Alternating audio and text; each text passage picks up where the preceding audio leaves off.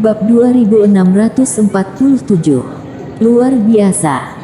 Tuan Muda Ye. Saat ini, Nado benar-benar ketakutan. Siapa Mile Ye? Itu Super VIP Pavilion Xianbao, apalagi dia teman Quincy. Itu temannya.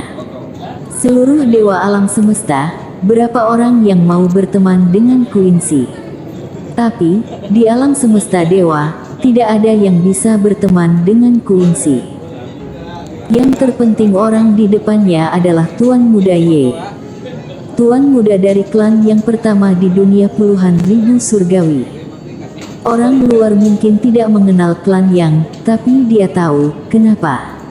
Karena Quincy berkata pada pertemuan tahunan bahwa di dunia sekarang ini, dalam hal kekuatan, hanya klan yang bisa menjadi ancaman bagi Pavilion Xianbao. Ini atas dasar mengabaikan Master Pedang, yang merupakan ayahnya Mile Ye. Kalau menghitung ayahnya Mile Ye, maka klan yang adalah eksistensi yang tak terkalahkan. Master Pedang berbaju biru. Siapakah Master Pedang berbaju biru itu? Ketua Pavilion Quincy memanggilnya paman.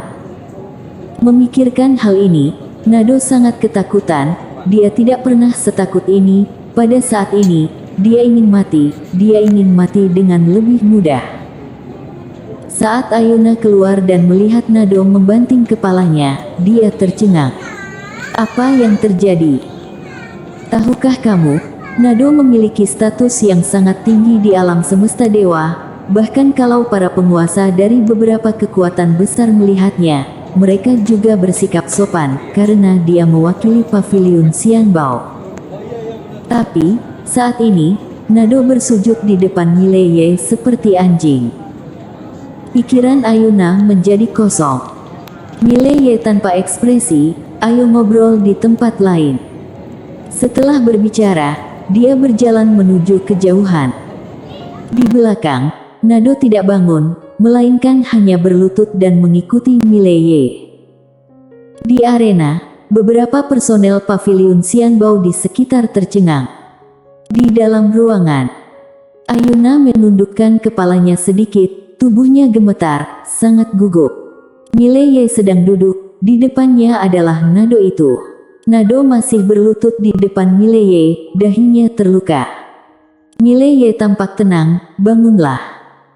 Nado ragu-ragu, lalu perlahan bangkit, tapi tubuhnya masih membungkuk.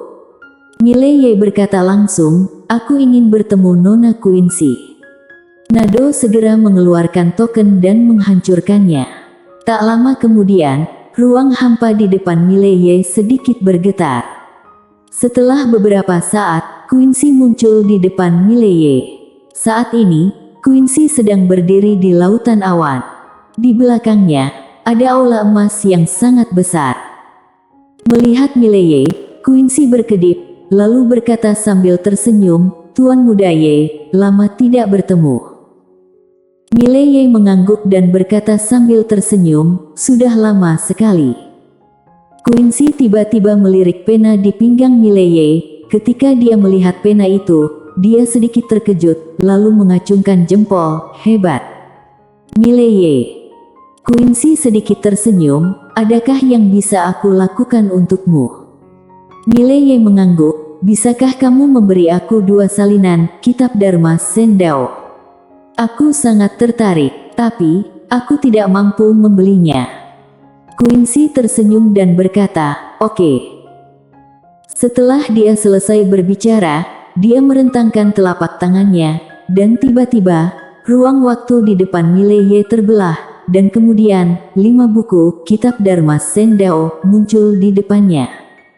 5. Mile Ye ragu-ragu sejenak, lalu berkata, terlalu banyak. Quincy tersenyum sedikit, kalau merasa lebih, kamu simpan saja. Lagi pula, percuma aku menyimpannya. Untuk dijual, aku sebenarnya hanya menjualnya dengan santai. Lagi pula, aku tidak lagi tertarik pada uang. Mile Ye terpana, lalu tersenyum kecut. Quincy adalah satu-satunya yang bisa berpura-pura agresif di depan Mile Ye, selain kakak dan ayahnya. Dua orang itu sok hebat dengan kekuatan, tapi yang di depannya ini sok hebat dengan uang, bagaimanapun, dia bahkan tidak bisa menang. Mileye menarik pikirannya, dan berkata, aku membangun satu akademi. Quincy sedikit penasaran, akademi. Mileye mengangguk, itu namanya Akademi Guanxuan, dinamai dari gabungan nama kamu dan aku, kamu tidak keberatan, kan? Quincy tersenyum dan berkata, aku tidak keberatan. Tuan Muda Ye, aku bertemu dengan kamu hari ini dan menemukan bahwa kamu telah menjadi sedikit berbeda. Mileye berkata sambil tersenyum, aku ingin memperluas akademi, dan ketika saatnya tiba, aku mungkin membutuhkan bantuanmu. Quincy mengangguk, oke. Mileye tersenyum tipis, setahuku, kamu juga membuka akademi. Apa kamu tidak takut aku akan bersaing denganmu?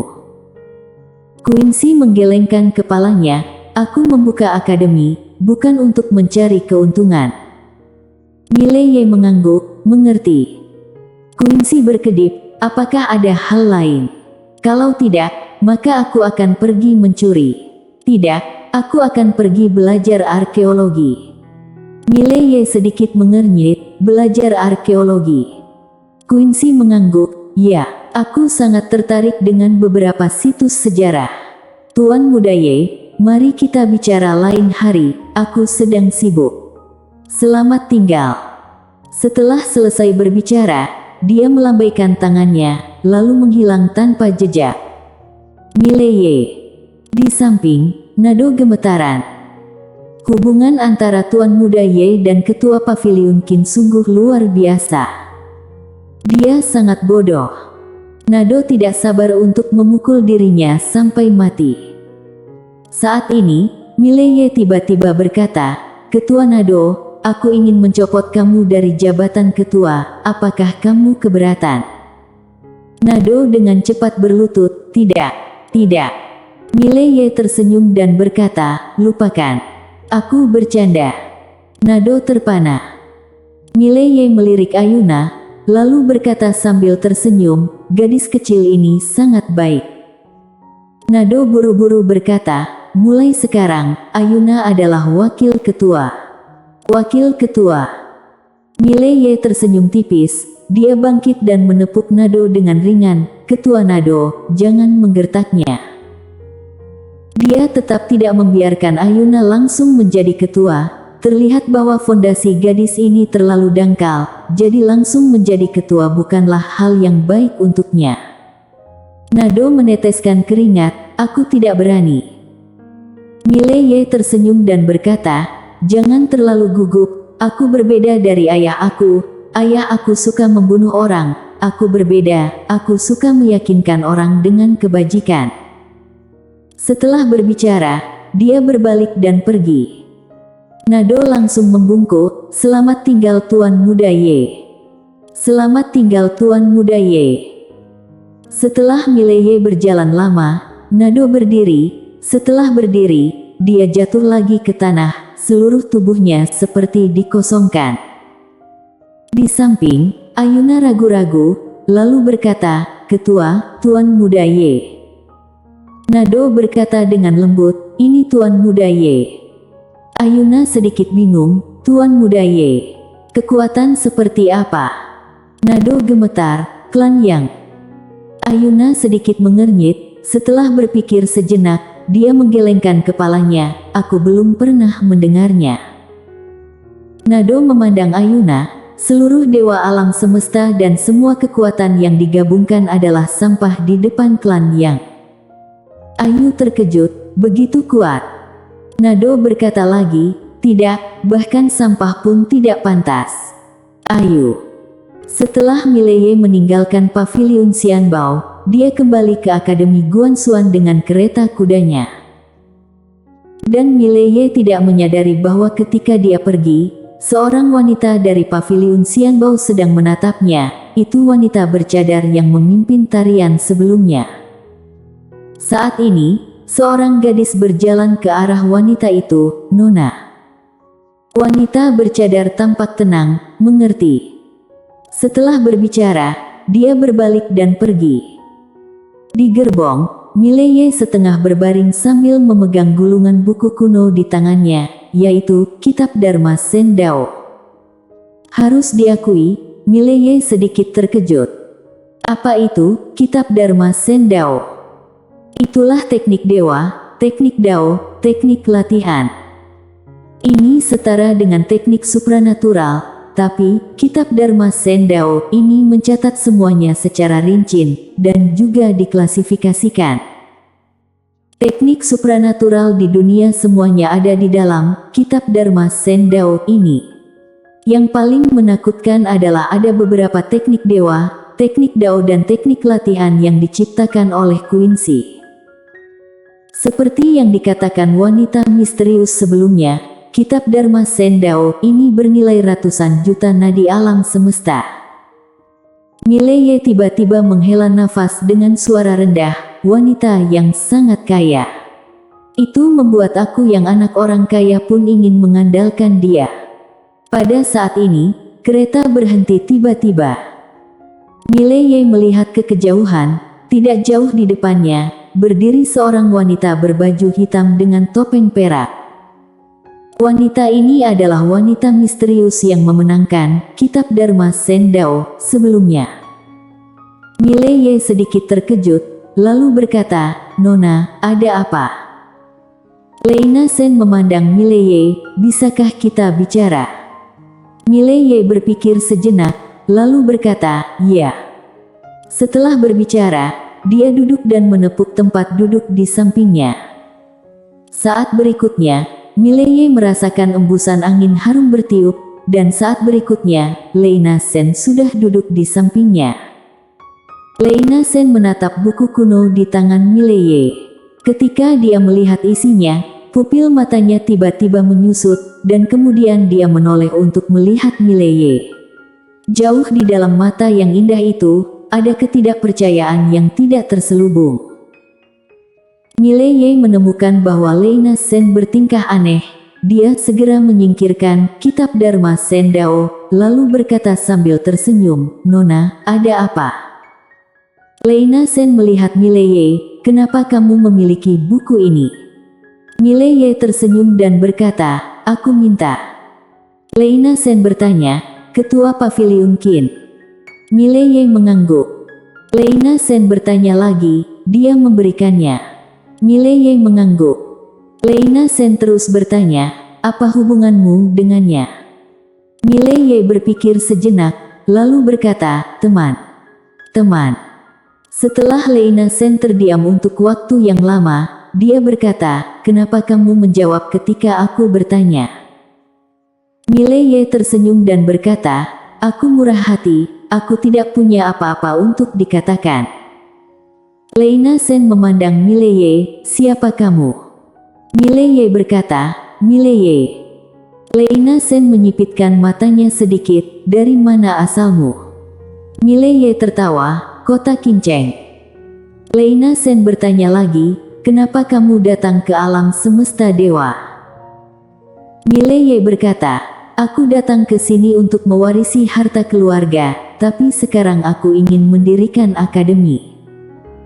Setelah hening sejenak, Leina Sen berkata, "Akademi Guansuan." Mileye mengangguk. Leina Sen bertanya lagi, "Identitasmu?" Mileye sedikit tersenyum, "Kamu ingin bertanya tentang orang di belakangku, kan?" Leina Sen mengangguk. Mileye tersenyum dan berkata, "Ayah aku adalah master pedang berbaju biru, pendiri klan Yang, dan adik perempuan aku adalah Destiny. Aku biasa memanggilnya Lydia. Dia sendiri bahkan tidak tahu seberapa kuat dia.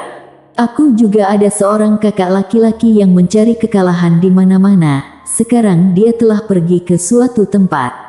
Tapi kalau seseorang berteriak pada alam semesta yang tak berujung, aku tak terkalahkan, dia mungkin akan keluar." Leina Sen memandang Mileye, "Apakah semua yang kamu katakan itu benar?" Mileye tersenyum dan berkata, "Bagaimana menurutmu?" Leina Sen terdiam. Mileye terkekeh dan berkata, "Apakah ada hal lain yang ingin kamu tanyakan?" Setelah hening beberapa saat, Leina Sen berkata, "Apa tingkatan alam kamu?" Mileye berpikir sejenak, lalu berkata, "Selama aku mau, aku bisa mencapai tingkatan alam apapun." Leina Sen menyipitkan matanya sedikit. Mileye menoleh untuk melihat Leina Sen, dan berkata sambil tersenyum, "Apakah kamu tidak percaya padaku?" Leina Sen terdiam.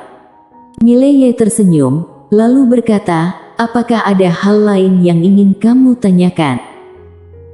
Setelah Leina Sen terdiam sesaat, dia mengajukan pertanyaan yang baru saja dia tanyakan, "Kenapa kamu menjawabnya ketika aku menanyakannya?" Setelah berpikir lama, Mileye berkata, "Aku ingin membangun akademi." Leina Sen bertanya, "Lalu?" Mileye tertawa dan berkata, "Hanya ketulusan di dunia adalah satu-satunya cara untuk mempelajari kitab suci dunia, membangun fondasi dunia, dan mengetahui kultivasi langit dan bumi. Perlakukan orang dengan tulus, dimulai dengan aku sebagai dekan." Setelah Leina Sen terdiam untuk waktu yang lama, dia berkata, "Dari awal sampai akhir, tidak ada satupun kebenaran, semuanya membual." Setelah berbicara, dia bangkit dan pergi. Ekspresi Mileye membeku. Bersambung.